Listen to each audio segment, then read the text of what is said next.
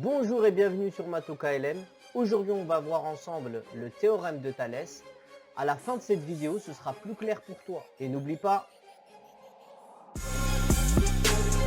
avant d'appliquer le théorème de Thalès, tu dois savoir calculer une quatrième proportionnelle. Donc le mot, il est compliqué, mais tu verras, la méthode, elle est très simple. Donc ici, on a deux fractions égales. D'accord? On a la fraction de gauche ici, 4 demi.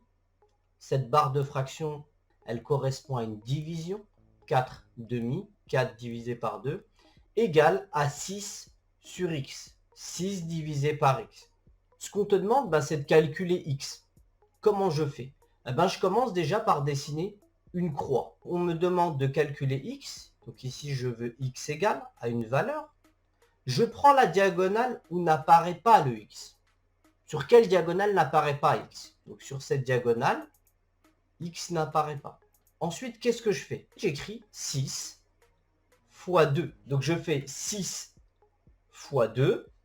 Ensuite, il me reste le 4. Pour passer de l'autre côté, là, je passe par la division, par la barre de fraction. Donc je rajoute, c'est pour ça que je l'ai rajouté 6. 6 fois 2, il me reste le 4, divisé par 4. Donc x, il est égal à 6 fois 2 divisé par 4. Puis si je fais le calcul, 6 fois 2, ça fait 12. 12 divisé par 4, ça fait 3. Donc x égale à 3. Appuie sur le bouton pause et puis fais le deuxième exercice. On va passer à la correction de l'exercice. Donc là, on fait la même chose. Je commence à dessiner la croix. La diagonale où n'apparaît pas AB, c'est ici. D'accord? C'est celle-ci. Donc ensuite, je vais calculer AB. 10 fois 3. Et puis pour utiliser le 5, je suis obligé de passer au-delà de la barre de fraction qui correspond à une division. 10 fois 3 divisé par 5. 10 fois 3, ça fait 30. 30 divisé par 5 égale à 6. Donc AB, il est égal à 6. Je vous rappelle que le théorème de Thalès va permettre de calculer une longueur. Soit on va calculer la longueur, comme je l'avais déjà dit dans la vidéo précédente, CA, AB, BC, CD, DE ou EC. Cette configuration s'appelle la configuration papillon parce qu'elle ressemble à un nœud papillon. La première chose à faire, c'est d'écrire les conditions. Je te rappelle, si tu veux conduire, il te faut forcément le permis de conduire. Donc là, pour utiliser le théorème de Thalès, il y a des conditions à respecter qu'on avait vues dans la vidéo précédente. La première des conditions, c'est que les deux droites, AB et DE, soient parallèles. Est-ce qu'elles sont parallèles? Ben oui, puisqu'on te le donne dans l'énoncé. AB parallèle à DE. Donc je le note. Donc là, je l'ai noté, AB parallèle à DE. Deuxième condition, c'est l'alignement des points. Est-ce que A, C, E sont alignés? Oui, d'une part, A, C, E sont alignés, et d'autre part, B, C, D sont alignés. Donc il faut le noter. Donc je l'ai noté ici, A, C, E et B, C, D sont alignés. Donc on a respecté nos conditions, on a notre permis de conduire, donc on peut appliquer le théorème de Thalès. Il faut le noter. D'après le théorème de Thalès, on a l'égalité de trois quotients. On colorie pour retrouver ces trois quotients. Le premier triangle, je te rappelle, il y a deux triangles. Le triangle ABC, on va le colorier en jaune. Et puis un second triangle, CDE, qu'on va colorier en vert. Je repère le sommet commun. Le sommet commun ici, c'est le point C. Donc je me place sur la droite AE. Je me mets au point C. Je prends la longueur qui correspond au petit triangle. CA divisé par CE. Je le note. Ensuite, je me place sur la droite BD. Je me place sur le sommet commun. Le sommet commun, c'est C. Ensuite, je vais vers le petit triangle CB divisé par CD. CB divisé par CD. Je le note. J'ai pris en compte les deux côtés du petit triangle, les deux côtés du grand triangle. Qu'est-ce qu'il me reste? Il me reste AB et DE. Donc, je prends la longueur du côté AB divisé par la longueur du côté DE. Je le note. Donc je vérifie dans le petit triangle, j'ai bien trois côtés, CA, AB, BC, CA, AB et BC, CB et BC c'est la même chose. Et dans le triangle vert, j'ai trois côtés, CE, ED et DC. CE, ED ou DE c'est la même chose. Et DC ou CD, c'est la même chose. Voilà, j'ai bien les longueurs du petit triangle sur les longueurs du grand triangle. Pour trouver directement le troisième rapport, si j'enlève la lettre C, là, le point C, il me reste quoi? Il me reste A, et là, il me reste B. Vous voyez? Donc le troisième rapport, j'ai bien A B. J'enlève le sommet commun, C, ça fait E. Le sommet commun, je l'enlève ici, ça fait D. Donc le troisième rapport, c'est bien E, D. D, E, E, D, c'est la même chose. L'étape suivante, elle est très simple, c'est juste remplacer par les longueurs qui sont données dans l'énoncé.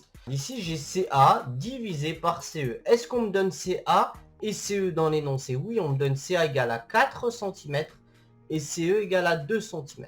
Donc, je vais remplacer CA par 4 et CE par 2. Dans le deuxième rapport, là, j'ai CB sur CD. Est-ce qu'on me donne CB ou CD? Oui, on me donne CB. Donc CB, on me le donne, il vaut 6 cm. Est-ce qu'on me donne CD? Ben non, on me le donne pas, donc j'écris directement 6 sur CD. Et enfin, le dernier rapport, AB divisé par DE. Est-ce qu'on me donne AB? Oui, AB, on me le donne 8. DE, on me le donne pas, on me demande de le calculer. Donc je le note, AB égale à 8. Et puis DE, on me le donne pas, on me demande de le calculer.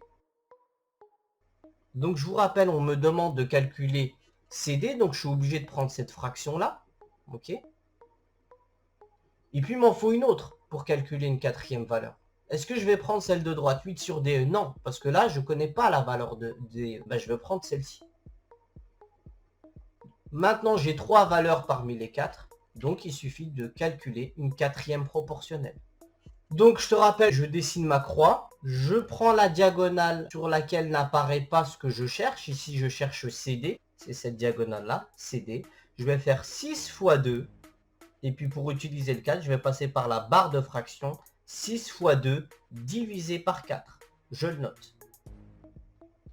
Donc 6 fois 2 ça fait 12, 12 divisé par 4, ça fait 3. Donc CD ça vaut 3 cm. On te demande de calculer DE. Donc je vais utiliser forcément ce rapport-là, 8 sur DE. Et puis quel rapport je peux utiliser? Ben, je vais utiliser le premier rapport. Puis on va faire la même chose, calculer la quatrième proportionnelle. Donc là j'ai pris le premier rapport et le dernier rapport. On me demande de calculer DE. Je fais la méthode que j'ai utilisée précédemment. Je dessine ma croix. Je prends la diagonale où n'apparaît pas DE. DE égale 8 fois 2, je passe au-delà de la barre de fraction divisé par 4. 8 fois 2, ça fait 16. 16 divisé par 4. 16 divisé par 4, bah ça fait 4. DE égale à 4 cm. Pour réussir, il n'y a pas le choix, il faut s'exercer, aller au taf. On va passer à la correction. Donc ici, les conditions à respecter, je te rappelle, pour conduire, il faut un permis de conduire. Pour utiliser le théorème de Thalès, il y a des conditions à respecter. Première condition, c'est que MN et QP soient parallèles. On le note dans l'énoncé, on le dit dans l'énoncé à chaque fois, donc on le note. Ensuite, on va vérifier l'alignement des points. Est-ce que M ou Q sont alignés? Oui, ils sont alignés, ils appartiennent à la même droite. N, O, P, est-ce qu'ils sont alignés? Oui, ils appartiennent à la même droite. Donc je l'ai noté, M, O, Q et N, O, P sont alignés. Conclusion, on a l'égalité de 3 rapports. Pour trouver ces 3 rapports, je te rappelle, je colorie les 2 triangles. Ensuite, je repère le sommet commun. Le sommet commun ici, c'est O. Je me place sur la droite MQ, je me mets en haut, je vais vers le petit triangle, ensuite vers le grand triangle. Donc je vais prendre la longueur OM, OM divisé par OQ.